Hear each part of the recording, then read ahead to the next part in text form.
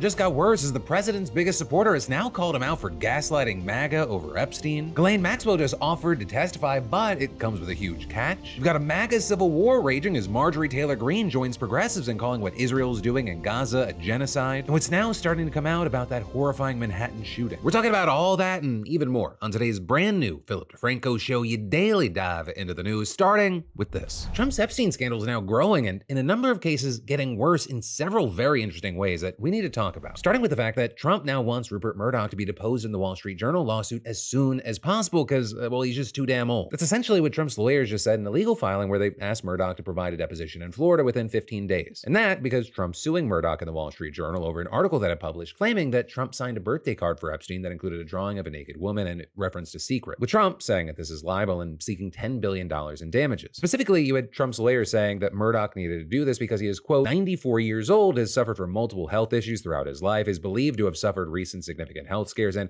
is presumed to live in New York. And saying taken together, these factors weigh heavily in determining that Murdoch would be unavailable for in-person testimony at trial. And continuing, President Trump is requesting only to conduct Murdoch's deposition and have him produce documents associated only with his involvement in and any discussions related to the decision to publish the article. Though regarding Murdoch's age, one, I think it could be argued that Murdoch is at least half a demon creature, so a human being's lifespan is really not applicable to him. But also two, even if that's not true, you had outlets like NPR saying that Trump's demand to get him to be deposed so quickly, it's still unusual. So there you had a former executive for Murdoch's News Corps telling the outlet it's classic Trump. He is using lawfare, to use his own term, to silence people. The problem is he's going after people who are equally equipped and in some ways I would say better equipped to navigate this stuff. And then adding that this urgent deposition feels like a gratuitous attempt to poke the bear. With NPR then also saying that this marks a personal turn in the litigation by calling out Murdoch specifically, a man that Trump at least used to consider a friend. Now with all that, reportedly Murdoch's lawyer has already indicated that he would oppose this deposition effort, but we're gonna have to see where any of that goes. Especially since that's not the only Epstein update we have today. Because Ghislaine Maxwell is now saying that she has some pretty strict conditions if Congress wants her to testify. And that, of course, after last week, she was subpoenaed by Republican Representative James Comer, and it initially seemed like she was not going to cooperate. But now, in a letter that her lawyer sent to Comer today, it appears that she's open to the idea so long as she can answer questions outside of prison and be granted full immunity. Right, and claiming that those are, quote, non-starters because Miss Maxwell cannot risk further criminal exposure in a politically charged environment without formal immunity, nor is a prison setting conducive to eliciting truthful and complete testimony. And that is, she also demands that Congress provide their questions in advance so that she can prepare and identify relevant documentation, and that any appearance be scheduled after the resolution of a recent Supreme Court appeal. Or they say you could just scratch all the above as long as she gets clemency, and then she would be willing and eager to testify. But if she can't get any of that, her lawyers say that Maxwell will have no choice but to invoke her Fifth Amendment rights. As far as, do those requests stand a chance in hell, you had a spokesperson to the House Oversight Committee telling Axios that it will respond to her lawyers soon, but it will not consider granting congressional immunity for her testimony. And so that, is just another thing we're gonna have to keep an eye open for. But then also this morning, we got reports that had some saying this should 100% immediately put an end to all the conspiracies about that missing minute in the jail video. Because in the hours and hours of footage that the DOJ shared from the detention center that Epstein was being held in, the minute before midnight was not included, which prompted a ton of questions. But today, you had a government official telling CBS News that it's completely fine. There's no missing minute. With a source saying that the FBI, Bureau of Prisons, and DOJ all have a copy of the video where the minute is not cut. And so as far as, what does this do for a public that is increasingly demanding every single detail about the case to be made public, including the missing minute?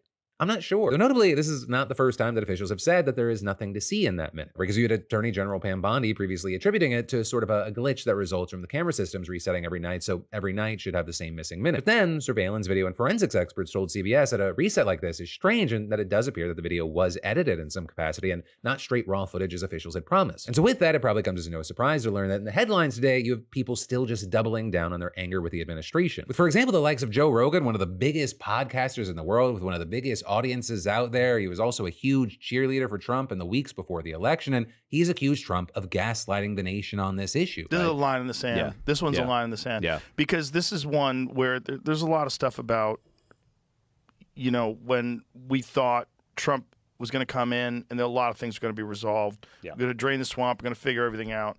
And when you have this one hardcore line in the sand that everybody had been talking about forever, and then they're trying to gaslight you on that. You then also notably had Megyn Kelly saying yesterday, this is self-inflicted. Now the president's very annoyed that it won't go away. It won't go away because of the way he's handled it. They've really created this own pickle for themselves, and we still haven't had a presser by Pam Bondi or even a long-form interview So it's hard to have a lot of sympathy. Right, and all of that, it reflects general public frustrations. And that's not just echo chamber, online-only vibes. There's been a decent amount of polling showing that the public just feels like officials are hiding something about this case. And in fact, just this morning, you had the Washington Post reporting that it texted over 1,000 Americans about Epstein and Trump, and it showed that over 60% of the country is at least paying some attention to the case, and the majority, they don't approve of Trump's handling of it. So there, I will say, it is worth noting that even though the big focus has been on MAGA Republicans lashing out at Trump here, the Post, they found that Democrats are paying the most attention, and they're most likely to disapprove of how things are going. But that is, again, only part of the story, because you have reports noting that as Joe Rogan and the Andrew Schultzes and others like that in that space, as they're continuing to bring up this situation week after week, that's keeping the issue alive, and it's thriving in the minds who are more independent or lean right. CNN even noting that Epstein's name was mentioned more than 40 times in the most recent episode of the Joe Rogan Experience, and saying the outrage is coming from within Trump's normally steadfast circle of conspiracy-minded media boosters. And then saying, as arguably one of the most, if not the most influential of these figures, Rogan's criticism suggests Trump's headache will only grow from here. And so Trump's Joe Rogan problem, which is bigger than Joe Rogan, but he is kind of, we'll call it a wind maker. There are a lot of people in this space that kind of just go with the wind. It appears to still be going and even growing, even as the administration has been throwing out distraction after distraction. You know, time will tell if Trump's going to be able to dig himself out of this hole that, honestly, they created for themselves. And then, next up in the news, we have to talk about this. About an hour ago, I was walking home, going to Grand Central, and then I saw a rush of people come from behind me. I had my headphones on so I couldn't hear, and then somebody said, gunshots. So last night in Midtown Manhattan, a rapid burst of gunfire rang out from the first floor of a high-rise office building. They said somebody's inside with a gun. It felt like you were in a war zone almost. And I saw a worker run out. By the time he got to us, he said, help, help, I've been shot. But there was a guy laying on the floor. They tried to give him CPR. He didn't get up. They put him in the ambulance. And you had widespread panic. People running, some fleeing to the back exit, others hiding in bathrooms and closets. Those attending a networking event in the first floor auditorium hid wherever they could, the control room, the basement. And on the floor above, you had dozens of people watching a presentation, flooding into a conference room and barricading the doors while shushing each other, calling police and scouring social media for information. I think it was very, very apparent through all this that a lot of us were young. A lot of us went through training in elementary school of what to do in an active shooter situation. We were hiding behind the large monitor. A lot of people were on the ground. We flipped a lot of the tables up. A lot of people were along the windows. Some people, if they were a bit later getting there, they really unfortunately had to just pull curtains over themselves. I texted people good in my life that I love them. So what happened? Well, as we'd later find out, a man had parked his car outside and walked into the building carrying a high-powered M4 assault rifle. You then had police saying that he entered the lobby, turned right, and immediately opened fire. First, shooting a police officer, then a woman who ran for cover behind a pillar, then another man who escaped with injuries. And then, according to police, after spraying the lobby with more gunfire, the gunman entered the elevator bank, shooting a security guard who had ducked under the desk, with him then reportedly calling the elevator, and when it arrived and the doors opened, a presumably startled woman was inside. But inexplicably, police say that the gunman let her exit and passed by him unharmed. Then he went up to the 33rd floor where the offices of Rudin Management are located, walked through it, reportedly shooting another person. And then finally, he walked down a hallway where he apparently took his own life. And so in total, not including the shooter himself, you had 4 people reportedly killed and 1 critically injured but stable as of this morning. With the dead, including Didarul Islam, an NYPD officer who was a husband, a father of 2, and had a 3rd child on the way. He put himself in harm's way. He made the ultimate sacrifice. Shot in cold blood, wearing a uniform that stood for the promise that he made to this city.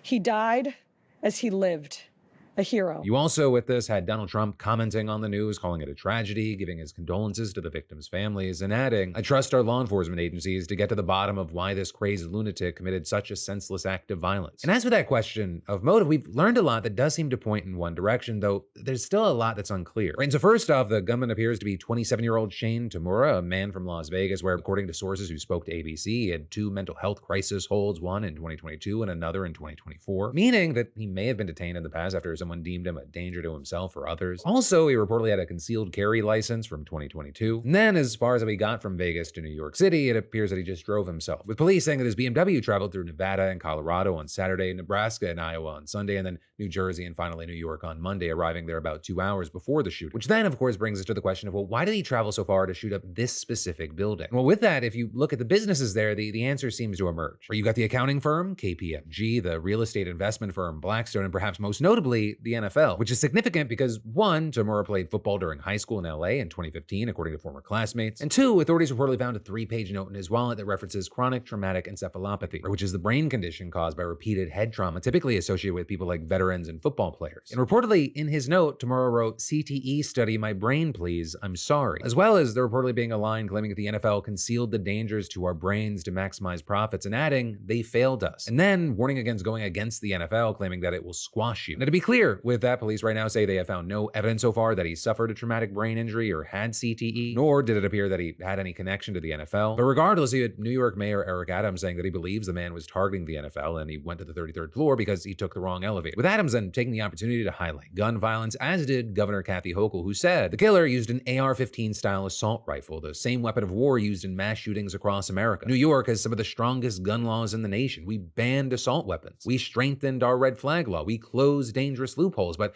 our laws only go so far when an AR-15 can be obtained in a state with weak gun laws and brought into New York to commit mass murder. And adding, the American people are tired of thoughts and prayers. Congress must summon the courage to stand up to the gun lobby and finally pass a national assault weapons ban before more innocent lives are stolen. But for right now, that is where we are. We have our eyes on it, and we'll wait to see what happens from here. And then I've got more news you need to know in just a minute. But first, are you still paying overdraft fees? Right? Because if I was to guess, your bank's living in the past, and it's 2025, and you deserve better. And well, today's sponsor, Current, they're here to make sure that you keep more of your money where it belongs, in your hands. And once you qualify, you can get a paycheck advance up to $750. The difference between I'm good and I guess I'm eating ramen for dinner again. And if you overspend a little, no problem. Current's fee-free overdraft, it lets you go up to $200 without the panic of a bank fee attack. Plus, with direct deposit, you can get paid up to 2 days early. I mean, bills don't wait for Friday, and neither should you. Also, build-in credit? Perfect. Current's secured build card is a smart, responsible way to boost your score without racking up debt. In fact, users see an average increase of over 80 points in just 6 months. And hey, Current's got you covered with 4% back on savings. Seriously. Also, you need cash? You'll have access to over 40,000 fee-free ATMs nationwide. So whether you're managing a budget or just want to simplify your setup, Current is built for real life, not Wall Street. So scan that QR code or head to current.com/Phil and use code Phil50 for $50 on us. Terms and conditions apply. And then, next up in the news, Marjorie Taylor Greene just became the first Republican lawmaker in Congress to call the crisis in Gaza a genocide. Right? And specifically, her comment was made in reaction to a social media post last week from her colleague, Republican Representative Randy Fine. And there, you had Fine responding to an article about how 15 people, including 4 children, had died of starvation in Gaza over the previous 24 hours. And you had him writing, "Release the hostages. Until then, starve away. This is all a lie anyway. It amazes me that the media continues to regurgitate Muslim terror propaganda." And then yesterday you had Greene making her own post responding to an article alleging that the powerful pro-Israel lobby AIPAC had removed Fine from their list of endorsed candidates. With Greene noting that Fine had barely won his seat in a deep red Florida district and writing, "I can only imagine how Florida's 6th district feels now that their representative that they were told to vote for openly calls for starving innocent people and children." And then adding, "It's the most truthful and easiest thing to say that October 7th in Israel was horrific and all hostages must be returned, but so is the genocide, humanitarian crisis, and starvation happening in Gaza." With her then continuing, "But a Jewish U.S. representative calling for the continued starvation of innocent people and children is disgraceful. His awful statement will actually cause more anti-Semitism." And so her comments, they're notable for a number of different reasons. Because not only is she reportedly the first Republican in Congress to call what's happening in Gaza a genocide, she's one of the few lawmakers to do so at all. If you look into it, only a handful of other progressives have actually used that label, and most of them are her sworn enemies in the squad. Though that, as of course I have to mention, that claim has been backed up by numerous leading human rights organizations, including, most recently, a top Israeli rights group. But also, in addition to that, it's notable because it marks a dramatic shift for Greene. Right, not only did Greene follow the party line on Gaza, she went out of her way to try to punish those who spoke out against Israel. Right, back in November of 2023, she led a failed attempt in Congress to formally reprimand Representative Rashida Tlaib, the only Palestinian-American member, for comments that she made at a pro-Palestine protest outside of Congress. Comments that, key thing here, included describing Israel's actions as genocide, with Greene explicitly accusing Tlaib of anti-Semitic activity and sympathizing with terrorist organizations. But now, in recent weeks, we've seen Greene starting to embrace the same exact rhetoric that she tried to punish Tlaib for, making numerous public statements, taking aim at Israel, and proposing an amendment that could cut $500 million in American funds for Israeli missile defense. Though, of course, that measure ended up failing by an enormous margin, with just 6 members voting in favor. And so with all of that in mind, right, we've seen a pretty mixed response to her shift. You've got some praising her for speaking up, including plenty of people who do not support her, like one user who wrote, "Exceedingly rare W from MTG, what the fuck? You then also had a lot of people taking aim at Democrats, posting things like, when Marjorie Taylor Greene is capable of saying there is a genocide in Gaza, there is no excuse left for the hundreds of Democrats who continue to lie and hide behind their corporate donors. But then, on the other side, you also have a lot of people noting that Greene, she has a history of being openly anti-Semitic. And they're notably, I'm not talking about the perspective from some that all criticisms of Israel or the Israeli government is anti-Semitic. I'm talking about Jewish space laders and racist conspiracies, which is then why you had some saying that it's hypocritical for her to accuse Fine, who's a Jewish lawmaker, of increasing anti-Semitism when she has actively spread anti-Semitic hate. With some then more directly claiming that her stance is actually rooted in anti-Semitism, arguing, well, she's an anti-Semite, and that also means she incidentally opposes Zionism too. Nothing to do with the genocide, mind you. But then at the same time, you had others arguing that this represents a change in the general discourse around Gaza, with one user posting that Green shift shows just how undeniable the horrors in Gaza have become, and adding, even those who once blindly supported Israel are starting to break ranks. The truth is loud, and it's forcing even the most unlikely voices to speak. But as we see things like this breaking through, as we see things developing, I gotta ask you, what do you make of this? What's your reaction? And what do you think happens from here? And then I've got more news for you in a second, but actually in place of a sponsor, I'm just gonna promote something else that I'm doing that I think you'll like. And that is, I've got a brand new weekly interview podcast called In Good Faith with Philip DeFranco. And in these first few weeks, I've had Pete Buttigieg, Tim Miller, and Alex Perlman on. I also really think you're gonna like this week's guest. New episodes are available first on Spotify and Apple Podcasts, links to both down below. And actually, a massive thank you there already, because y'all have already made the In Good Faith with Philip DeFranco podcast the 23rd and rising trending podcast over on Spotify, but I also need more of you to keep climbing those charts. And hey, before or after you listen to the podcast, just subscribe and give us a 5-star review. It helps out the show.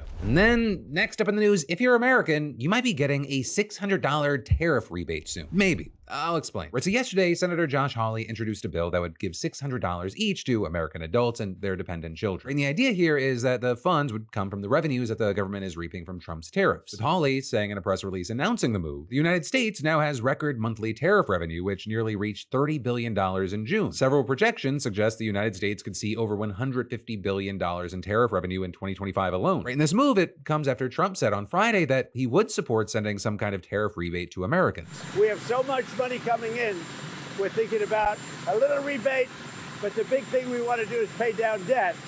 But we're thinking about a rebate. And specifically, Hawley's proposal would work similarly to the stimulus checks that the Trump administration sent out during COVID, an effort that Hawley actually helped champion back in 2020. Under the legislation, a refundable tax credit would be set up using tariff revenue, which would then send at least $600 to each eligible adult and dependent child this year. Though the bill would also, quote, allow for a larger credit per person if tariff revenue exceeds current projections for 2025. Now that said, as far as who would be eligible, Hawley's bill does not explicitly say, but it does note that it would exclude any non-resident alien individual, dependents who can be claimed on another taxpayer's taxes and estates or trusts. Additionally, the measure also says that the rebate would be reduced by 5% for individuals who make over $75,000 a year or households with joint income above $150,000. But with all this, it brings us to big questions being, one, would this actually be able to pass? And two, will this actually make any kind of difference for Americans? Or because one, even though Trump seems to have tentatively thrown his support behind the idea, it's unclear if enough Republicans will get on board, but especially the fiscal hawks who likely will want the money to go towards reducing the federal deficit. But also, while sending free money to Americans might make the Republicans look good, many experts say that these checks, they won't actually have that big of an impact. If anything, and maybe not even, they would just cancel out some of the money that Trump's tariffs are going to cost everyday Americans. Because economists have widely said that Trump's tariff policies will end up hurting American consumers. Just yesterday, the budget lab at Yale released an analysis saying the tariffs will cost American households on average $2,400 just this year alone. A figure that apparently was not lost on Hawley, who explicitly noted in his press release that his $600 rebate would amount to $2,400 for a family of 4. But then, beyond that, you have many experts saying that these rebates could actually increase inflation, with one explaining, people will go out and spend some of that money, and that would further put upward pressure on prices and probably magnify inflationary effects. And there is historical evidence to back that up. I mean, according to one estimate, the pandemic-era stimulus checks, they contributed to an increase in inflation of around 2.6%, which is then also why we've seen many people reacting to this news negatively online, arguing that this idea basically shows that the Republicans,